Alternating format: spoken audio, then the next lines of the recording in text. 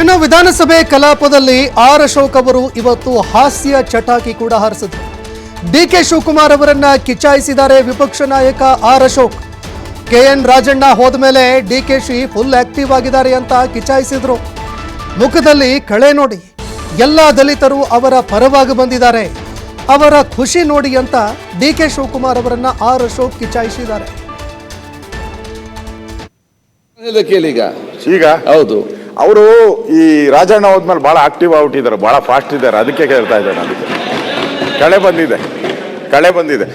ನಾನು ಅವ್ರೇನು ಹೇಳಿದ್ರು, ನಮ್ಮ ಪಾರ್ಟಿಯ ಎಲ್ಲ SC STಗಳು ಬಹಳ ಖುಷಿಯಾಗಿದ್ದಾರೆ. ಆಯ್ತು, ಓಕೆ, ಅವ್ರ ಮಾತಿಗೆ ನಾನು ಬರ್ತೀನಿ, ನಾನು ಮಾತಾಡಲ್ಲ, ಕೂತ್ಕೊಂತೀನಿ, ಅವ್ರಿಗೆ ಅವಕಾಶ ಕೊಡಿ, ಮಾತಾಡಪ್ಪ. ಆಯ್ತು, ಅವರೇ ಮಾತಾಡ್ಲಿ, ಅವರೇ ಕ್ಲಾರಿಫಿಕೇಶನ್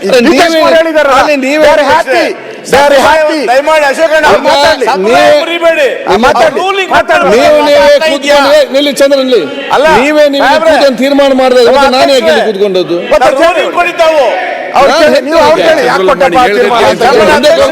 ಅದಕ್ಕೆ ನೋಡಿ ಅಧ್ಯಕ್ಷರೇ, ಈಗ ಗಾಡಿ ಮುಂದೆ ಹೋಗ್ಬೇಕು. ಈಗ ಗಾಡಿ ಮುಂದೆ ಹೋಗಬೇಕು, ರೋಡ್ ಎಲ್ಲ ಬ್ಲಾಕ್ ಎಲ್ಲ ಕ್ಲಿಯರ್ ಮಾಡ್ಬೇಕು. ಇದಕ್ಕೆ ಒಂದ್ ಸ್ವಲ್ಪ ಸಹಕಾರ ಮಾಡಿ.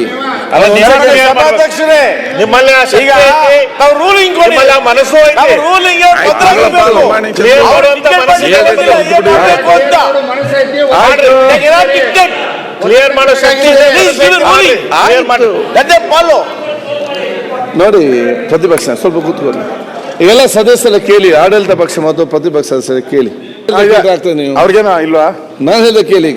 ಈಗ ಹೌದು, ಅವರು ಈ ರಾಜಣ್ಣ ಹೋದ್ಮೇಲೆ